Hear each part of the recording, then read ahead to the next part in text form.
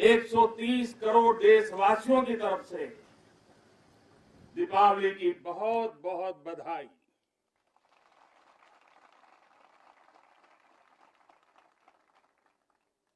देश की सरहद पर हो, आसमान में या समंदर के विस्तार में, बर्फीली चोटियों पर हो या घने जंगलों में, राष्ट्र रक्षा में जुटे हर वीर बेटे बेटी, हमारी सेनाएं, बीएसएफ, आईटीबीपी, सीआईएसएफ, हर सुरक्षा बल, हमारे पुलिस के जवान, हर किसी को मैं आज दीपावली के इस पावन पर्व पर आदर पूर्वक नमन करता हूं। आप हैं तो देश है, देश के लोगों की खुशियां है, देश के ये त्योहार है।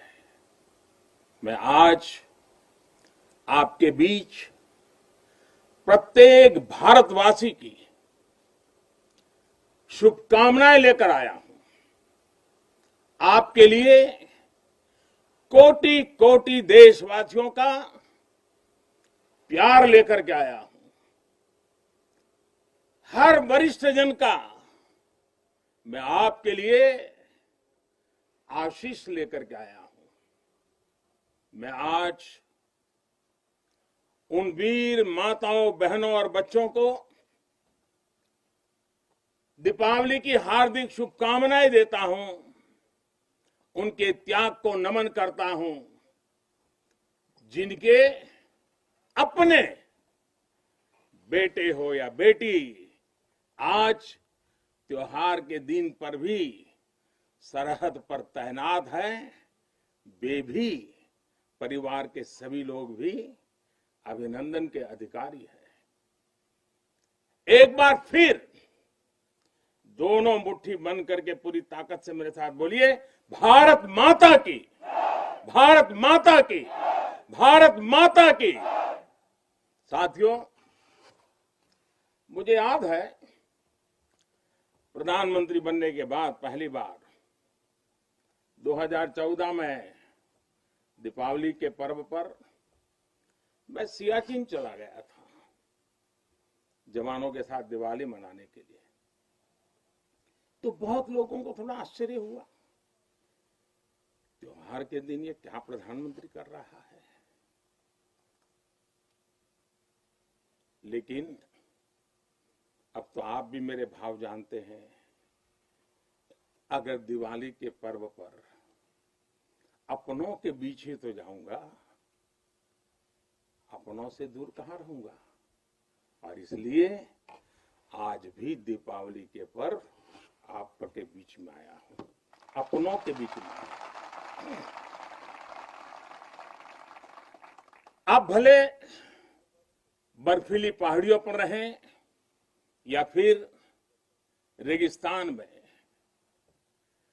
मेरी दिवाली तो आपके बीच आकर ही पूरी होती है।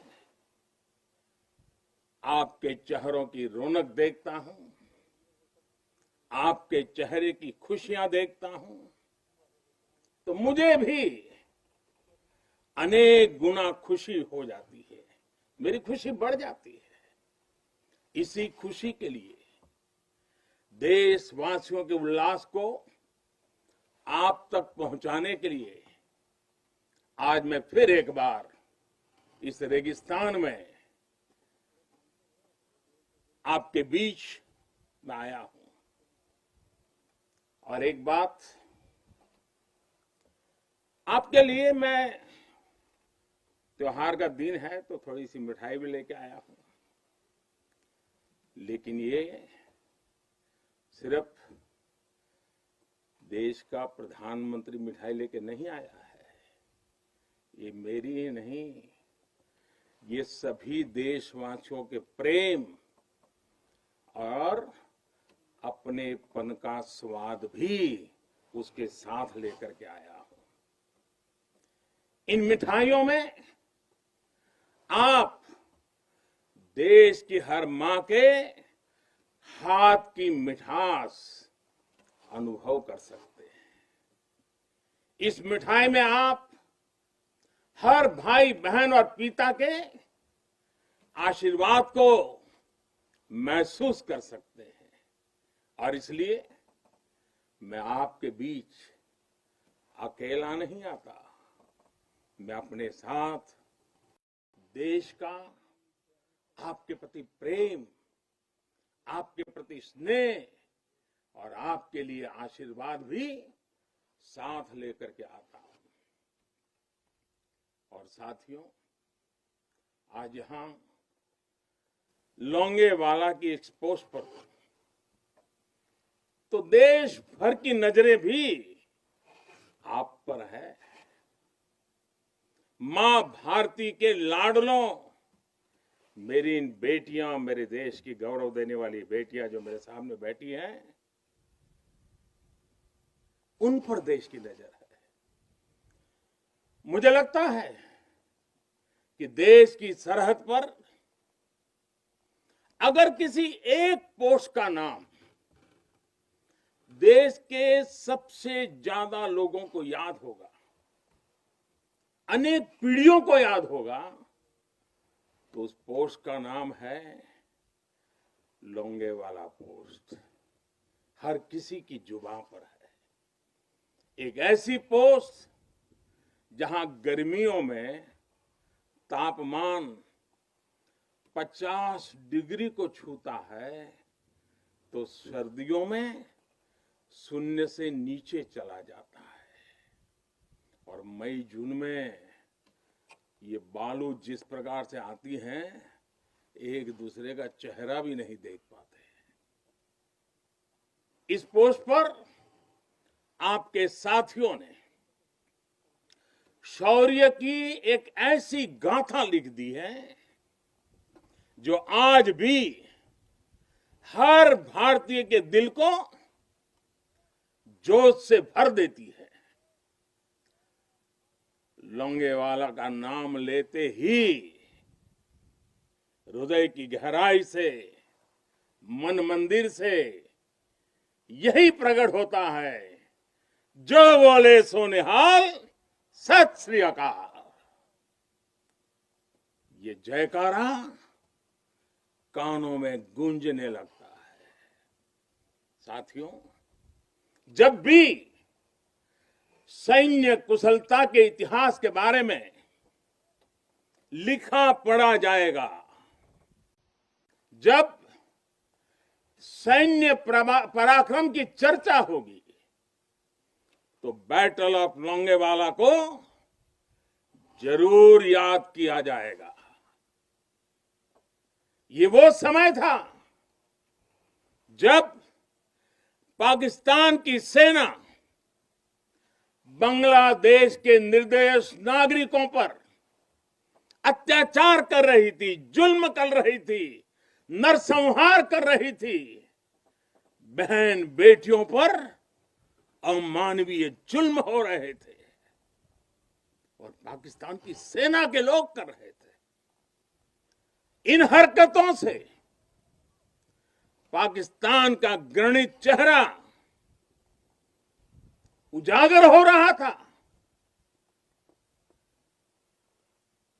भयंकर रूप दुनिया के सामने पाकिस्तान का प्रकट हो रहा था।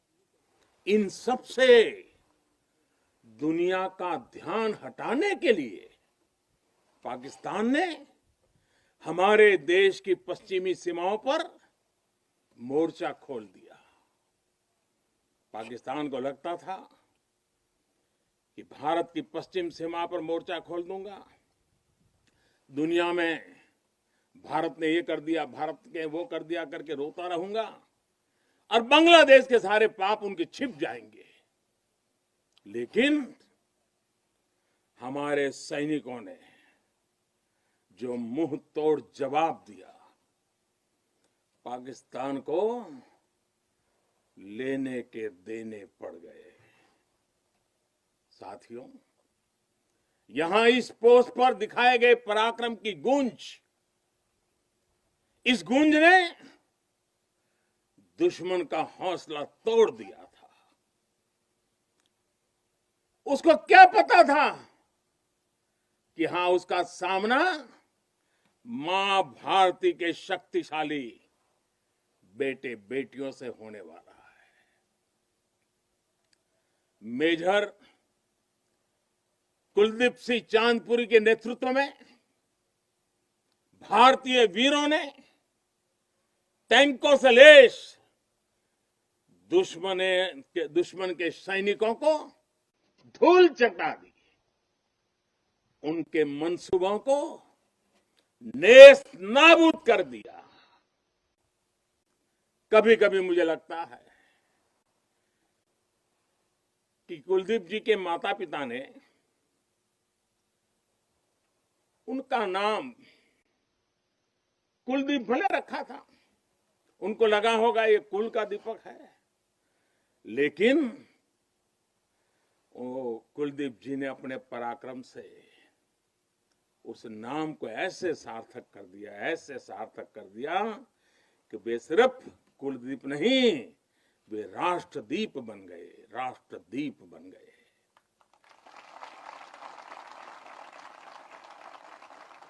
साथियों, लोंगेवाला का वो ऐतिहासिक युद्ध भारतीय सैन्य बल के शौर्य का प्रतीक तो है ही। थल सेना, बीएसएफ और वायुसेना के अद्भुत कोऑर्डिनेशन का भी प्रतीक है। इस लड़ाई ने दिखाया है कि भारत की संगठित सैन्य शक्ति के सामने चाहे कोई भी आ जाए, वो किसी भी सूरत में टिक नहीं पाएगा। अब जब सन 71 में हुए युद्ध के लोंगेवाला में हुई लड़ाई के 50 वर्ष होने जा रहे हैं। कुछ ही सप्ताह में हम इसके 50 वर्ष इस गौरवपूर्ण स्वर्णिम पृष्ठ को हम मनाने वाले हैं। और इसलिए आज मेरा मन यहां आने को कर गया है। तो पूरा देश अपने उन वीरों की विजय गाथाएं सुनकर वो गौरवान्वित होगा, उसका हौसला बुलंद होगा। नई पीढ़ियां और आने वाली पीढ़ियां इस पराक्रम के साथ प्रेरणा भी लेने के लिए ये अवसर उनके जीवन का एक बहुत बड़ा महत्वपूर्ण बनने वाला है। ऐसे ही वीर सपूतों के लिए, ऐसे ही वीर सपूतों के लिए राजस्थान की भूमि के ही एक कवि नारायण सिंह भाटी ने लिखा है, और यही की बोलचाल की भाषा में लिखा है। उन्होंने लिखा है, इन जैसे घर इन जैसे गगन, इन जैसे घर इन जैसे गगन, इन जैसे सह इतिहास, इन जैसी सह पीढ़ियां, पाची तणे प्रकाश, प्राची तणे प्रकाश। यानी अपने वीर सपूतों के बलिदानों पर ये धरती गर्व करती है, आसमान गर्व करता है और संपूर्ण इतिहास गर्व करता है। जब जब सूर्य का प्रकाश इस धरती पर अंधकार को भगाने के लिए अवतरित होगा, आने वाली पीढ़ियां इस बलिदान पर गर्व करती रहेगी। साथियों, हिमालय की बुलंदियां हो, रेगिस्तान में बालू की ढेर हो, घने जंगल हो या फिर समंदर की गहराई हो, हर चुनौती पर हमेशा आपकी वीरता हर चुनौती पर भारी पड़ी है। आप में से अनेक साथी अगर आज यहां रेगिस्तान में डटे हैं तो आपको हिमालय की ऊंचाइयों का भी अनुभव है। स्थिति परिस्थिति कोई भी हो, आपका पराक्रम, आपका शौर्य अतुलनीय है। इसी का असर है कि आज दुश्मन भी ये एहसास है कि भारत के जांबाजों की कोई बराबरी नहीं है। आपके इसी शौर्य को नमन करते हुए आज भारत के 130 करोड़ देशवासी आपके साथ मजबूती से खड़े हैं। आज हर भारतवासी को अपने सैनिकों की ताकत और शौर्य पर गर्व है। उन्हें आपकी अजेयता पर, आपके अपराजेयता पर गर्व है। दुनिया की कोई भी ताकत हमारे वीर जवानों को देश की सीमा की सुरक्षा करने से न रोक सकता है, न टोक भी सकता है। साथियों, दुनिया का इतिहास हमें ये बताता है कि केवल वही राष्ट्र सुरक्षित रहे हैं, वही राष्ट्र आगे बढ़े हैं जिनके भीतर आक्रांताओं का मुकाबला करने की क्षमता थी। अगर आज का दृश्य देखें, भले ही इंटरनेशनल कोऑपरेशन कितना ही आगे क्यों न आ गया हो, समीकरण कितने ही बदल क्यों न गए हो, लेकिन हम कभी नहीं भूल सकते कि सतर्कता ही सुरक्षा की राह है। सजगता ही सुख चैन का संबल है। सामर्थ्य ही विजय का विश्वास है। सक्षमता से ही शांति का पुरस्कार है। भारत आज सुरक्षित है क्योंकि भारत के पास अपनी सुरक्षा करने की शक्ति है। भारत के पास आप जैसे वीर बेटे बेटियां हैं। साथियों, जब भी जरूरत पड़ी है, भारत ने दुनिया को दिखाया है कि उसके पास ताकत भी है और सही जवाब देने की राजनीतिक इच्छा शक्ति भी है। हमारी सैन्य ताकत उसने आज हमारे नेगोशिएटिंग पावर को भी अनेक गुना बढ़ा दिया है। उनके पराक्रम से बढ़ा है, उनकी संकल्प शक्ति से बढ़ा है। आज भारत आतंकियों को, आतंक के आकाओं को घर में घुस करके मारता है। आज दुनिया ये जान रही है, समझ रही है कि ये देश अपने हितों से किसी भी कीमत पर रत्ती भर भी समझौता करने वाला नहीं है। भारत का ये रुतबा, ये कद आपकी शक्ति और आपके पराक्रम के कारण ही है। आपने देश को सुरक्षित किया हुआ है, इसलिए आज भारत वैश्विक मंचों पर प्रखरता के साथ अपनी बात रखता है। साथियों, आज पूरा विश्व विस्तारवादी ताकतों से परेशान है। विस्तारवाद एक तरह से मानसिक विकृति है और 18वीं शताब्दी की सोच को दर्शाता है।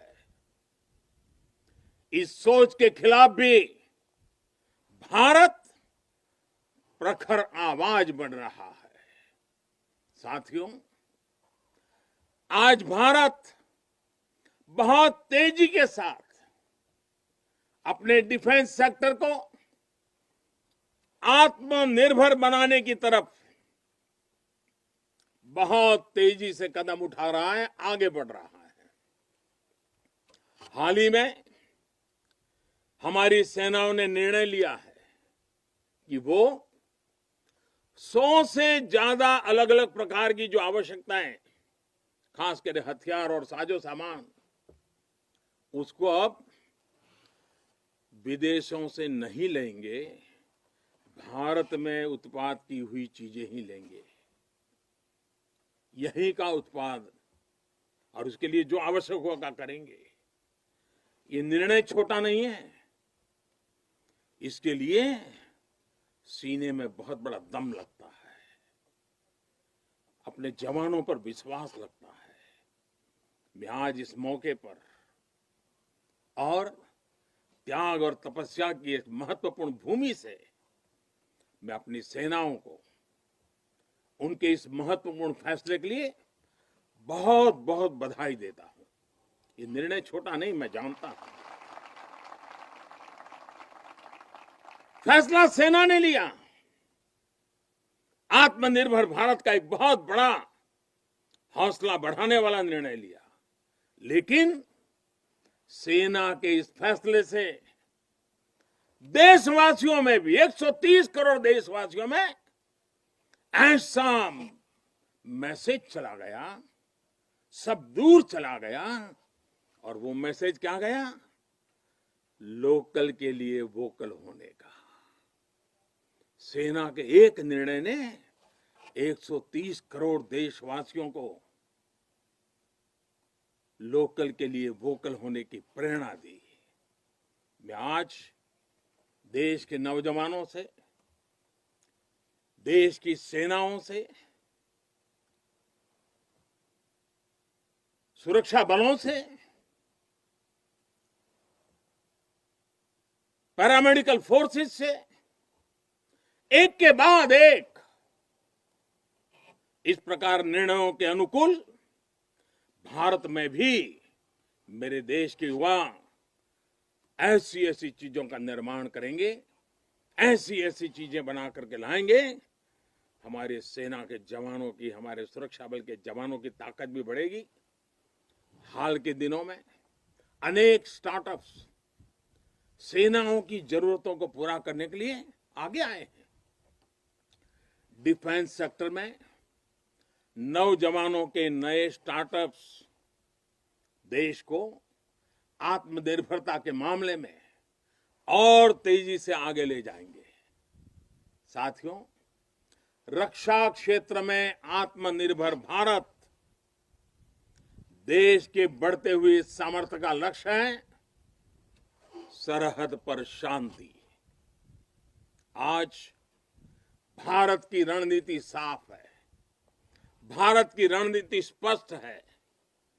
आज का भारत समझने और समझाने की नीति पर विश्वास करता है, समझने की भी और समझाने की भी। लेकिन अगर हमें आजमाने की कोशिश की, फिर तो जवाब भी उतना ही प्रचंड मिलेगा। साथियों, देश की अखंडता देशवासियों की एकता पर निर्भर करती है। शांति, एकता, सद्भावना देश के भीतर देश की अखंडता को ऊर्जा देती है। सीमा की सुरक्षा सुरक्षा बलों की शक्ति के साथ जुड़ी है। सीमा पर हमारे जाबाजों का हौसला बुलंद रहे, उनका मनोबल आसमान से भी ऊंचा रहे, इसलिए उनकी हर आवश्यकता, हर जरूरत आज देश की सर्वोच्च प्राथमिकताओं में है। उनके परिवार की देखभाल ये देश का दायित्व है। बीते समय में सैनिकों के बच्चों की शिक्षा और रोजगार को लेकर भी अनेक फैसले लिए गए हैं। पिछले वर्ष जब मैंने दूसरी बार शपथ ली थी, मेरा पहला फैसला ही शहीदों के बच्चों की शिक्षा से जुड़ा हुआ था। इसके तहत नेशनल डिफेंस फंड के अंतर्गत मिलने वाली स्कॉलरशिप को बढ़ाया गया है। साथियों, सुविधा के साथ साथ वीरों के सम्मान के लिए भी देश में अभूतपूर्व प्रयास चल रहे हैं। नेशनल वॉर मेमोरियल, राष्ट्रीय समर स्मारक, या फिर नेशनल पुलिस मेमोरियल हो, ये दोनों स्मारक देश के शौर्य के सर्वोच्च प्रतीक बनकर देशवासियों को, हमारी नई पीढ़ी को प्रेरित कर रहे हैं। साथियों, मुश्किल चुनौतियों के बीच आपका व्यवहार, आपका टीम वर्क देश को हर मोर्चे पर इसी जज्बे के साथ लड़ने की सीख देता है। आज देश इसी भावना से कोरोना जैसी महामारी के खिलाफ भी जंग लड़ रहा है। देश के हजारों डॉक्टर्स, नर्सिस, हेल्पर्स और सपोर्ट स्टाफ दिन रात बिना रुके, बिना थके काम कर रहे हैं। देशवासी भी इस जंग को फ्रंट लाइन वॉरियर्स की तरह लड़ रहे हैं। इतने महीनों से हमारे देशवासी पूरे अनुशासन का पालन कर रहे हैं, मास्क जैसी सावधानियों का पालन कर रहे हैं और अपने और अपनों के जीवन की भी रक्षा कर रहे हैं। लेकिन हमें ये भी एहसास है कि अगर हमें मास्क पहनने में ही इतनी तकलीफ होती है, तो आपके लिए ये सुरक्षा जैकेट्स न जाने आपके शरीर पर कितनी चीजें आपको लादनी पड़ती हैं। इतना सब कुछ पहनना कितना कठिन होता होगा। आपके इस त्याग से देश अनुशासन भी सीख रहा है और सेवा धर्म का पालन भी कर रहा है। साथियों, सीमा पर रहकर आप जो त्याग करते हैं, तपस्या करते हैं, वो देश में एक विश्वास का वातावरण बनाता है। हर हिंदुस्तानी के अंदर एक नया कॉन्फिडेंस लेवल आता है। ये विश्वास होता है कि मिलकर बड़ी से बड़ी चुनौती का मुकाबला किया जा सकता है। आपसे मिली इसी प्रेरणा से देश महामारी के इस कठिन समय में अपने हर नागरिक के जीवन की रक्षा में जुटा हुआ है। इतने महीनों से देश अपने 80 करोड़ से ज्यादा नागरिकों के भोजन की व्यवस्था कर रहा है, लेकिन इसके साथ ही देश अर्थव्यवस्था को फिर से एक बार गति देने का भी पूरे हौसले से प्रयास कर रहा है। देशवासियों के इसी हौसले का परिणाम है कि आज कई सेक्टर्स में फिर से रिकॉर्ड रिकवरी और ग्रोथ दिख रहा है। ये अलग अलग प्रकार की सब लड़ाइयां, ये सब सफलताएं, इनका श्रेय सीमा पर डटे हमारे जवानों को जाता है, आपको जाता है।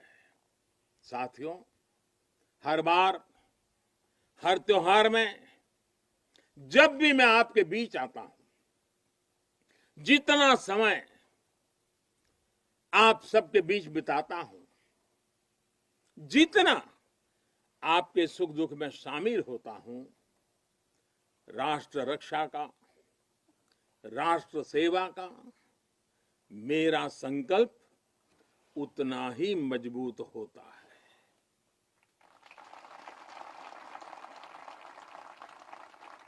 मैं आपको फिर आश्वस्त करता हूं कि आप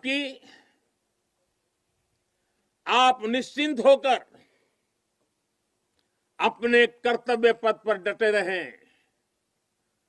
प्रत्येक देशवासी आपके साथ है। हां, आज के दिन मैं आपसे एक मित्र के रूप में, एक साथी के रूप में 3 बातों का आग्रह करूंगा, और मुझे विश्वास है कि मेरा यह आग्रह आपके लिए भी हो सकता है संकल्प बन जाए। पहला, कुछ न कुछ नया इनोवेट करने की आदत को, नई तरीके से करने की आदत, नई चीज खोज करके करने की आदत, इसको जिंदगी का हिस्सा बनाइए। और मैंने देखा है कि इस प्रकार की जिंदगी गुजारने वाले हमारे जवान, उनकी क्रिएटिविटी देश के लिए बहुत कुछ नई चीजें ला सकती है। आप थोड़ा सा ध्यान दीजिए कुछ न कुछ इनोवेट करने का। देखिए हमारे सुरक्षा बलों को, क्योंकि आप अनुभव के आधार पर इनोवेट करते हैं, रोजमर्रा से जिस प्रकार से जूझते हैं उसमें से निकालते हैं, बहुत बड़ा लाभ होता है। दूसरा मेरा आग्रह है, और वो आप लोगों के लिए बहुत जरूरी है, आप हर हालत में योग को अपने जीवन का हिस्सा बनाए रखिए। और तीसरा, हम सब की अपनी अपनी मातृभाषा है। हम में से बहुत लोग हिंदी बोलते भी हैं, हम में से कुछ लोग अंग्रेजी भी बोलते हैं। इन सब से तो हमारा स्वाभाविक नाता रहता है। लेकिन जब ऐसा सामूहिक जीवन होता है, एक मेरे सामने लघु भारत बैठा हुआ है, देश के हर कोने के नौजवान बैठे हुए हैं, अलग अलग मातृभाषा के नौजवान बैठे हुए हैं, तब मैं आपसे एक और आग्रह करता हूं कि मातृभाषा वो जानते हैं आप, हिंदी जानते हैं, अंग्रेजी जानते हैं, क्यों ना अपने किसी एक साथी के पास से भारत की कोई एक और भाषा आप जरूर आत्मसात कीजिए, सीखिए। आप देखना वो आपकी एक बहुत बड़ी ताकत बन जाएगी। आप जरूर देखेंगे ये बातें आप में एक नई ऊर्जा का संचार करेगी। साथियों, जब तक आप है, आपका ये हौसला है, आपकी ये त्याग और तपस्या है, 130 करोड़ भारतवासियों का आत्मविश्वास कोई नहीं डिगा पाएगा। जब तक आप हैं, तब तक देश की दिवाली इसी तरह रोशन होती रहेगी।